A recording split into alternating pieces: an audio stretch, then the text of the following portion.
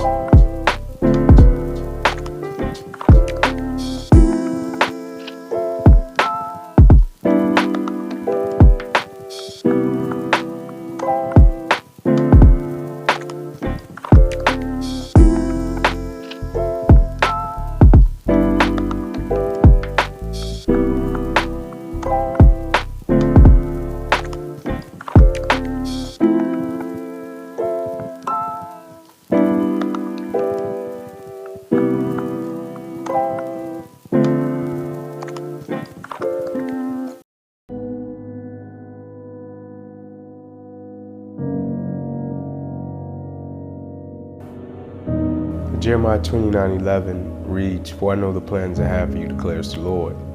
Plans to prosper you, not to harm you. Plans to give you hope in the future." I feel like I'm living that plan out. I feel like the things that happen to us in life, they're not designed to stop us. They're designed to reposition us so we can come in contact with what God really has for us. And so everything that I do, man, I do it to honor God because I feel like God gave me a second chance at life. And so I feel like I'm doing what God put me on this earth to do. You see, my mother had me when she was 15 years old, right? Over on the east side of Atlanta, we came up in this neighborhood by the name of Kirkwood, drug dealer on every corner, gang members in the neighborhood, 2-bedroom home, 14 people, used to sleep on the floor. Got the opportunity to sleep in the bed one time out of the week. It was 6 of us in the bed, 3 at the foot, 3 at the head.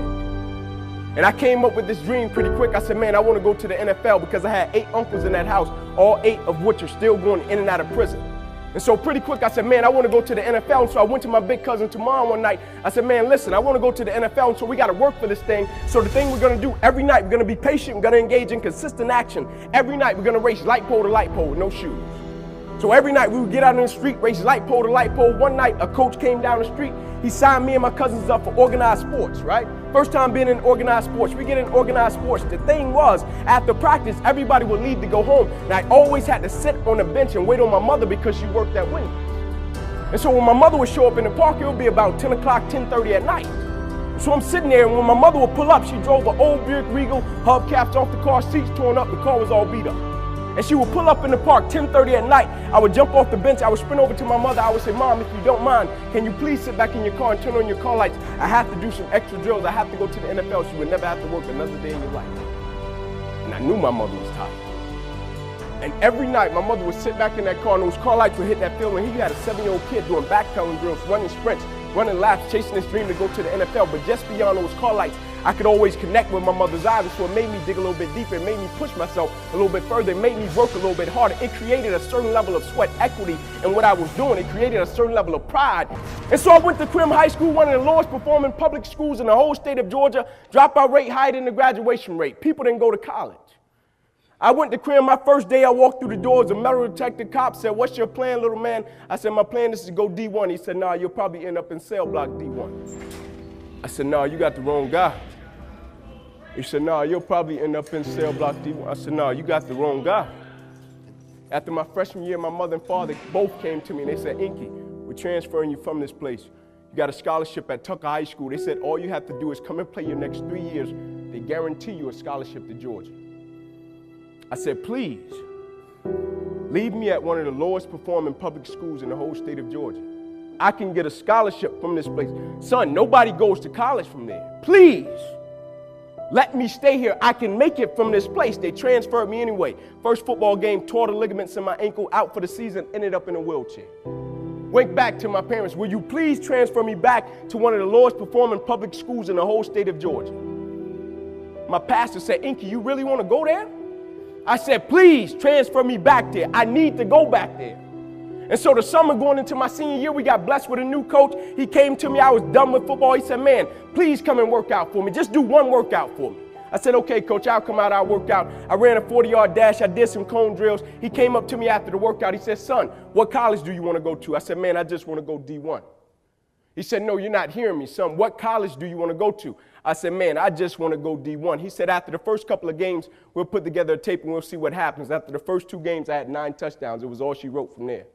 And I'll never forget the day the University of Tennessee came in and a coach took a chance on me. He sat down with me and he said, "Son, I want to offer you a full scholarship to the University of Tennessee." It was so crazy. I responded and I told him, "I'm coming." And he laughed. He said, "Son, I don't even think you understand how the whole process works." I said, "No, I don't think you understand." I said, "You're talking to a kid that comes from a 2-bedroom home, 14 people. You're talking to a kid that every morning when I caught the bus, I would race to be the first one at the bus stop, and I would be standing there shaking my book bag and my jackets out to make sure there were no roaches and rats. So when I tell you I am coming, I am coming. You don't even have to waste the university's money. I don't have to see the campus. I don't have to see the city. You offer me a scholarship, I'm coming." He said, "Yeah, Ink, but I still want you to take an official visit." I agreed. I went up on a Friday night.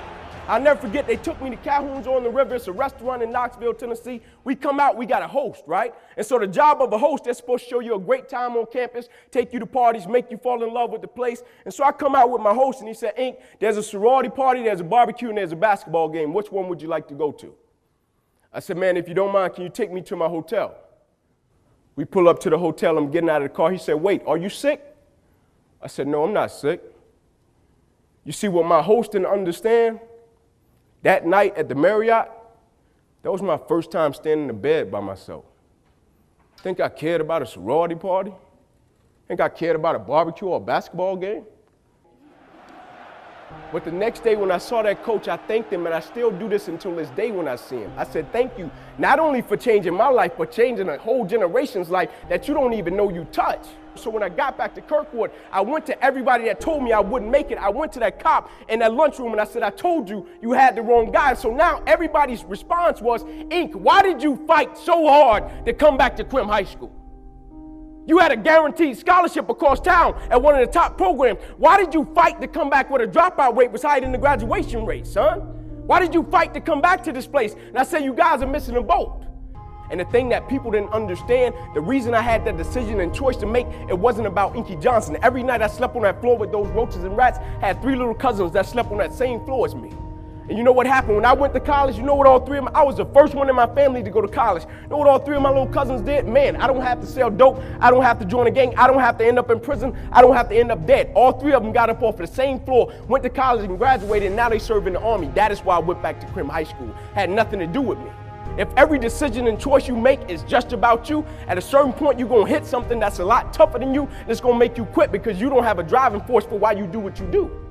But when I got up to the University of Tennessee, it was simple. It was simple for me to give everything I had.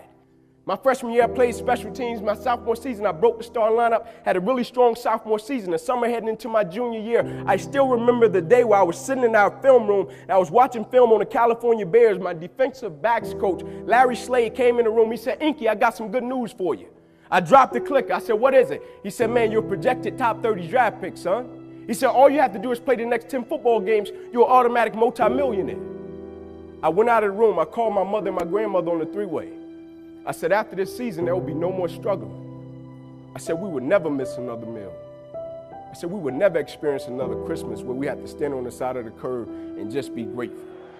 And I hung it up. First football game, I went out, played great, got an interception, shut Cal down. Second game, we're playing against Air Force, got late in the game, 4th quarter, guy dropped back, he threw the ball to a receiver coming out my sideline. Me and the guy, we went head on. As soon as I hit the guy, I felt as if every breath of my body left. Body went completely limp, fell to the ground, I blacked out. Never happened to me before. When my eyes opened, I'll never forget, my teammates ran over, they said, Ink, get up, let's go. I said, I can't. I said, I can't move. He said, what do you mean you can't move? You're our lockdown corner, man, we need you, let's go. I said, I know, man, but this time I can't move. I flipped my head up to the sky, I said, God, I said, surely nothing is happening in this moment that can alter my life. They got me over to the hospital, they took me back, they ran CAT scans, they brought me back into my room, and all in a 15-second time frame, the doctor came running in from the opposite side. He said, hey, get in here, we got to rush this guy back to emergency surgery, he's about to die. I said, what? He said, son, you have busted up subclavian artery in your chest, you're bleeding internally, we have to rush you back, take the main vein out of your left leg, plug it into your chest in order to save your life. When I opened my eyes from recovery, the same doctor was over me. He said, son, had some good news and some bad news for you. I said, you got some bad news for me? After telling him I was about to die, I'm still alive. How bad can it get? I'm still here. He said, the good news is we saved your life. I said, thank you, sir. He said, the bad news is, Ink, you have nerve damage in your right shoulder. I said, okay, cool. He said, but son, it's a strong possibility that you probably can never play the game of football again in your life. I said, no way. I said, no disrespect to you, doc, but I've been working for this ever since I was 7 years old. I said, no disrespect to you, doc, but you wasn't in the park with me and my mother when I was 7 years old and she was sitting in that Buick Regal she got done working at Wendy's. No disrespect to you, doc, but you didn't come up in that 2-bedroom home, 14 people sleeping on the floor. No disrespect to you, doc, but you didn't miss those meals and stay focused and never made an excuse. I never cheated. I never cheated. Like my conscience still until this day won't let me, like I can't cheat. I can't look myself in the mirror and say, Ink, you did a good job knowing that I cheated. I can't cheat. One of the greatest pieces of advice that my mother gave me was this, son, whenever you start, you make sure you finish it. And the problem with the world today, people get involved with things, and if they don't like a certain person, if they don't like the process, if it's not what they thought it was, they quit. And what they don't understand about quitting becomes a habit that doesn't just affect you. Later on in life, when you get a wife and you get some kids or you get a family, it's going to come back to hunt you, and it will one day affect them. That is why I tell you the process is more important than the product. It's not even about the outcome for me. It's about, can you take pride in what you do as an individual, and every night when you look in the mirror, knowing that you gave everything you had to it. And we have to get to the point where we're willing to impose our will on certain things. Impose your will on it. My life totally changed. And they gave me an opportunity to stop. And most people, when you give them an opportunity to stop while they're chasing something, they take advantage of it because they feel as if, man, why did this have to happen to me? I felt as if, why not me? This is the perfect opportunity to use this to be a blessing to somebody else. And you know what? It's not even about me to be truthful. It's not even about me now. It's about repaying the people that invested in me and saw something in me when I couldn't see it in myself. At a certain point in life, it can't just be about you. And the moment that we understand that, and every day we wake up, we understand that life is a blessing and life is a gift. And if you were to check out today, how would you want to be remembered? It's bigger than you. And no money doesn't have to be attached to it. It's about learning to work from the inside out in life and not from the outside in. When you work from the inside out in life, you understand your why, you understand your how, and you understand your what.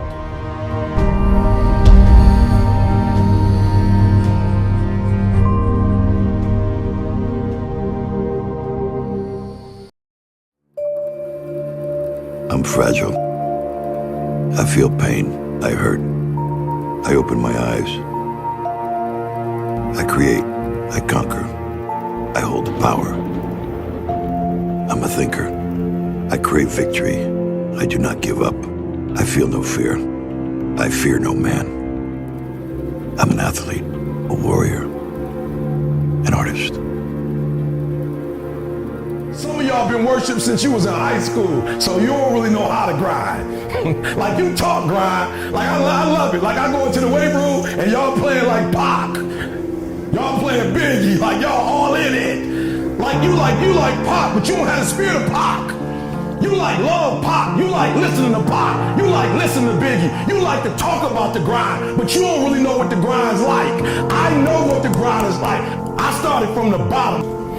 What is your battle when you've been worshiped since middle school? You've been tall your whole life, big your whole life. They worship you so much now that you think it's about you. You don't even know what the grind looked like. I'm from Detroit, homeless. Mama got pregnant with me at 17 years old, high school dropout. Took me 12 years to get a 4-year degree. I'm coming now. It's in view. You finally made it to the big leagues, and now you want to chill?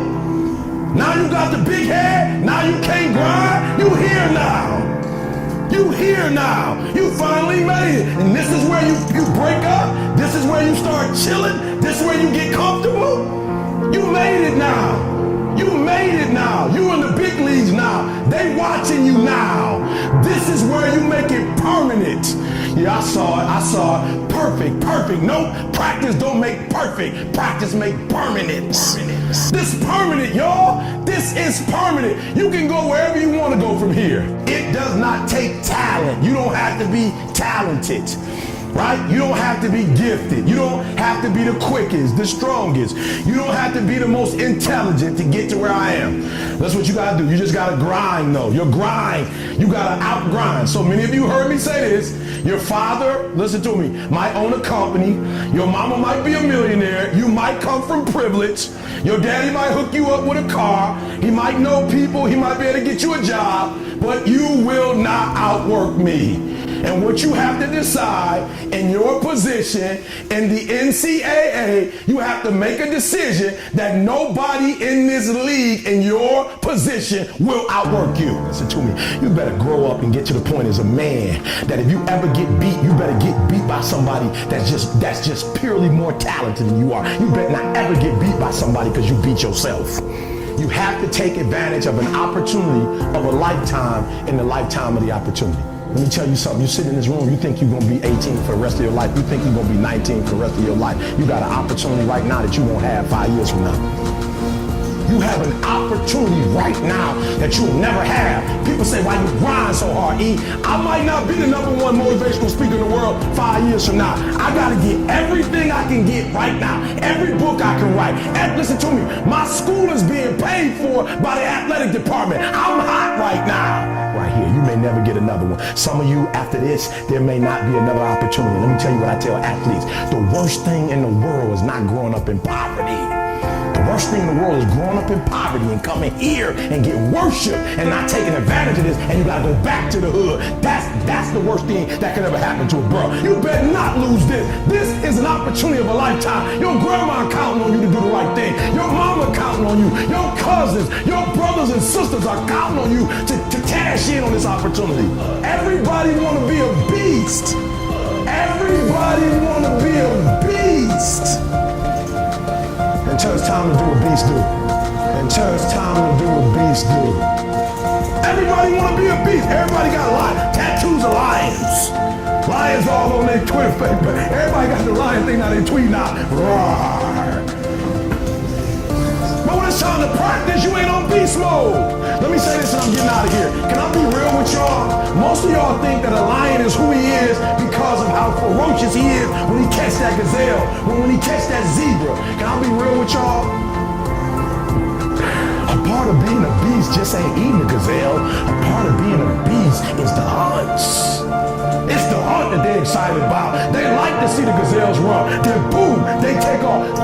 Because real lions like to hunt. They love the process just as much as they love the prize. And some of y'all just want to score. You don't like the process. You're not in love with the process. A real man in the dark, when nobody's watching, he putting in work. A real man in the dark, when nobody's watching, he putting in work.